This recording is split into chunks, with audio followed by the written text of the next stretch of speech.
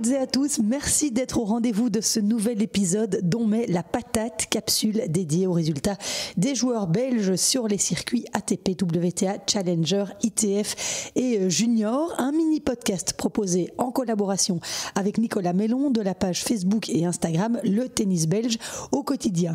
Alors, comme nous sommes au lendemain de la fin du tournoi de Madrid, remporté ce dimanche par le Norvégien Casper Ruud en simple messieurs et par Aryna Sabalenka chez les dames, eh bien, on va revenir sur les résultats de nos Belges durant ce tournoi ATP et WTA 1000. Et on va commencer par cette belle place de finaliste du double dame décrochée par Elise Mertens. La Belge associée à la Russe Veronika Kudermetova n'a été qu'à un cheveu de soulever le 22e trophée de sa carrière, puisque la paire belgo-russe a perdu 12-10 dans le super tie-break en finale. La défaite la plus cruelle qui soit, puisque les deux joueuses ont eu une balle de match dans cette très belle finale face à Sorana Cirstea et Anna Kalinskaya avant de céder 6-7, 6-2 et 12-10. Donc bravo à Cirstea, ancienne élève du coach belge Karl Maas, et Anna Kalinskaya, la désormais ex-compagne de Yannick Sinner. À en croire certains médias, les deux tourtereaux auraient décidé de se séparer il y a quelques jours.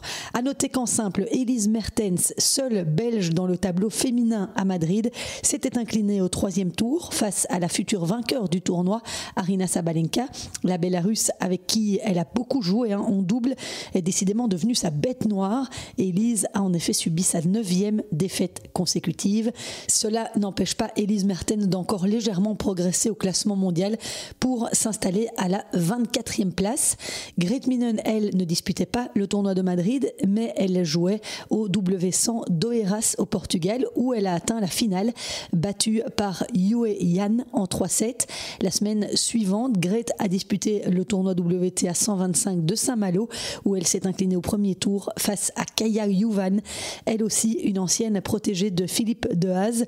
Une défaite 6-1, 6-7, 6-3 face à la Slovène, redescendue à la 515e place mondiale, mais qui vaut bien mieux puisqu'elle a déjà été top 60. Elle a juste été absente durant toute l'année 2024, ce qui explique son classement aujourd'hui. Et pour revenir au tournoi de Madrid, eh bien chez les hommes, ça a été un premier tour assez catastrophique pour David Goffin, qui a été contraint, souvenez-vous, à l'abandon face à Alexandre Müller. David était en tout début de 3e set quand il a subitement ressenti une gêne dans le talon droit. Quelques jours plus tard, on apprenait qu'il souffrait d'une rupture partielle du fascia plantaire. Il devra être immobilisé dans un plâtre pendant 2 semaines avant de pouvoir faire de la rééducation. Son agent nous confiait que les espoirs de voir David à Roland-Garros étaient toujours bien présents. Difficile d'imaginer un David sur pied pour le Grand Chelem parisien qui débute dans 3 semaines. Mais enfin, si l'espoir est là, eh bien gardons-le. Et ce même jour de la blessure de David Goffin, le tennis belge a décidément été bien maudit à Madrid, puisque Zizou Bergs s'est quant à lui incliné lourdement au premier tour face au lucky loser canadien Gabriel Diallo, 78e joueur mondial. Une défaite sévère, 6-1, 6-2. Et puisqu'on parle de Zizou, eh bien vous l'avez peut-être déjà vu sur les réseaux sociaux, notre numéro 2 belge et Christophe Vliegen, son coach, ont décidé de mettre fin à leur collaboration après avoir évolué 6 mois côte à côte. Ils avaient commencé à travailler ensemble avant la saison foncière en novembre dernier, mais ils n'étaient visiblement plus d'accord sur la manière de fonctionner. Écoutez à ce propos Christophe Vliegen, il m'a partagé sa réaction ce lundi. On s'est séparés parce que je pense qu'on n'était pas sur la même longueur d'onde. On a eu de très bonnes discussions dans le passé. Je pense que les résultats de ces 5 derniers mois, ils ont été corrects, ils ont été bons. Je pense qu'il est bien monté. Donc après, encore une fois de plus, c'est 2 adultes qui se sont parlé. Et après, ils ont pris une décision de se séparer parce qu'on n'était pas sur la même longueur d'onde, comment faire, etc. etc. Donc il n'y a pas mort d'homme, c'est des choses qui arrivent dans la vie. Et voilà. Zizou est cette semaine à l'ATP 1000 de Rome, tout comme Raphaël Collignon, mais Raphaël qui lui devra passer par le tableau des qualifs, où il est d'ailleurs tête de série numéro 1. Chez les femmes, seule Janina Wickmayer sera présente dans le tableau des qualifs à Rome. Elise Mertens et Grete Minen sont toutes les deux dans le tableau final, mais on ne connaît pas encore leurs adversaires à l'heure d'enregistrer ce podcast. Sur le circuit Challenger, Alexander Blocks, 151e joueur mondial, a malheureusement dû déclarer forfait en quart de finale du Challenger 100 de Mauthausen. Alex souffre d'une douleur aux abdominaux et d'une raideur à l'épaule. Vraiment dommage parce qu'Alexander avait montré de très belles choses, notamment au deuxième tour en éliminant en 3-7 le Brésilien Seboth Wild, 113e mondial.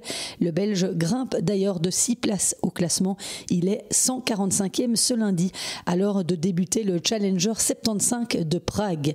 Au Challenger 75 d'Ostrava, le beau parcours de Gauthier Auclin lui permet de retrouver le top 200 mondial. Il a atteint les demi-finales, battu par Dzombor Piros.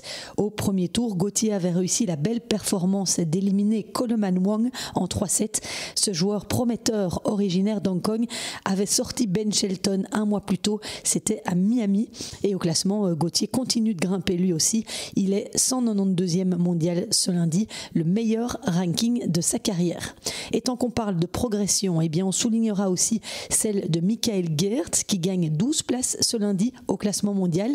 Il est 276e après s'être hissé jusqu'en demi-finale au Challenger 50 d'Abidjan.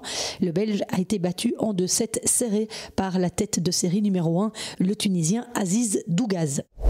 Sur le circuit ITF, la plus belle performance de la semaine est la victoire de Gilles Arnaud Bailly au M15 Doekst aux Pays-Bas. En finale, le Belge a sorti l'Espagnol David Rorda Sanchis en 2-7, 7-6, 6-2. La semaine précédente, déjà au M15 d'Antalya, Gilles Arnaud Bailly avait atteint la finale, battu par Alex Molcan, ex-top 40 mondial. Ces très beaux résultats permettent aux joueurs de 19 ans de retrouver le top 550. Émilien Demanet, 641e mondial, a lui subi une défaite très douloureuse au premier tour du M15 Doekst. Le Namurois s'est incliné au tie-break du dernier set après 3h40 de match. En manque de victoire ces dernières semaines, le Belge menait 7-5, 5-2. Il a même eu une balle de match qu'il n'a pas réussi malheureusement à concrétiser.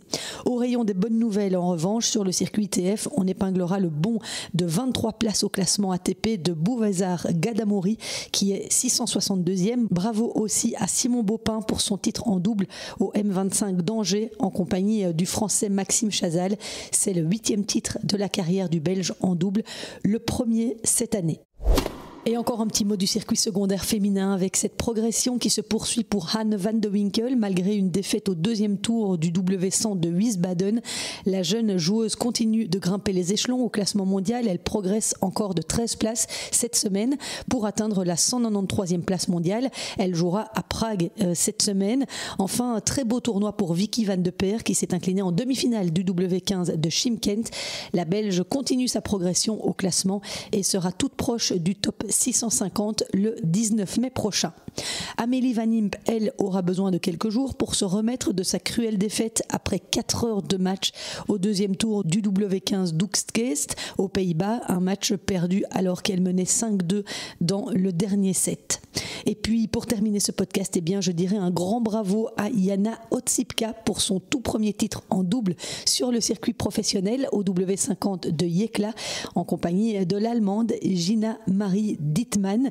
Et puis toujours en double, Sander Gilleux et son partenaire Jan Zielinski se sont inclinés en quart de finale de l'ATP 1000 de Madrid face à la paire Putz-Kravitz, tête de série numéro 3.